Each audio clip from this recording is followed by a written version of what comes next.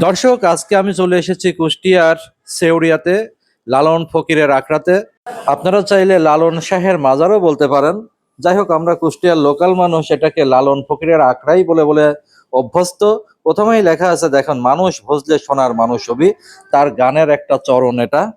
তো আমরা এখন প্রবেশ করব। আমরা প্রবেশ করে এই সোজা সামনে যেটা দেখতে পাচ্ছেন, এইটা হচ্ছে লালন শাহের মূল মাজার। সাদা যে স্থাপনা গম্বুজাকৃতির যেটা দেখতে পাচ্ছেন, ওটাই হচ্ছে মাজার। কিন্তু আমার দৃষ্টি আকর্ষণ করলো, ঢুকেই ডান পাশে, যেটা আগে ছিল না, আমি এবারই এটা প্রথম দেখলাম, যে বিশুদ্ধ নিরাপদ পানির একটা ব্যবস্থা করা হয়েছে, যেখানে দূর দূরান্ত থেকে আগত দর্শনার্থীরা নিরাপদ পানি পেতে পারে। এটা আমার কাছে খুবই ভালো লাগছে। কোনো এক অদ্ভুত কারণে এর উদ্বোধনকারীর নামটা কালি দিয়ে ঢেকে দেওয়া হয়েছে, কেন বুঝলাম না। যাই হোক, আমার ফোকাস পয়েন্ট ওটা না।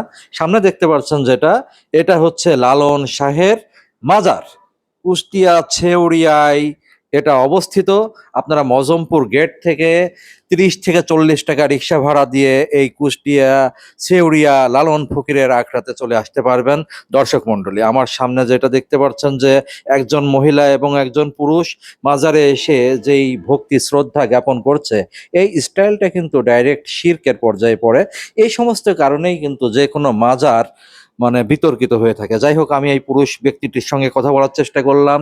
তিনি জানালো তার নাম ইয়াশ, গুড জান্নাত সেউরিয়া। যাই হোক, আমার কাছে তাদের পরিচয় দেওয়ার স্টাইলটা কিছুটা উদ্ভট, কিছুটা বেখাপ্পা মনে হলেও অনেকের কাছে এগুলো নাকি ভালোই লাগে। এই জায়গাতে তার মা এবং লালন ফকির নিজেই শুয়ে আছে, পাশেই আছে হচ্ছে একটা একতারা, একতারার একটা স্কাল্পচার, একটা ভাস্কর্য। এটা উদ্বোধন করেছিলেন মোহাম্মদ আসলাম হোসেন, জেলা প্রশাসক, তৎকালীন জেলা প্রশাসক। দর্শক, আমি কিছু ছোট ছোট ভিডিও ক্লিপের মাধ্যমে এই লালন শাহের মাঝারে কি কি আছে তুলে ধরার চেষ্টা করব। দর্শক, আমরা ফকির লালন শাহের মাজারে একটু ঘুরে ফিরে গেলাম, তা আপনাদেরকে সামনে কিছুটা উপস্থাপন করার চেষ্টা করলাম। ভালো লাগলে অবশ্যই জানাবেন। আর কুষ্টিয়াতে আসলে, যদি কেউ বাইরে থেকে কুষ্টিয়াতে আসেন, অবশ্যই লালন শাহের মাজার এই জায়গাটা একটু ঘুরে যাবেন। ধন্যবাদ সবাইকে।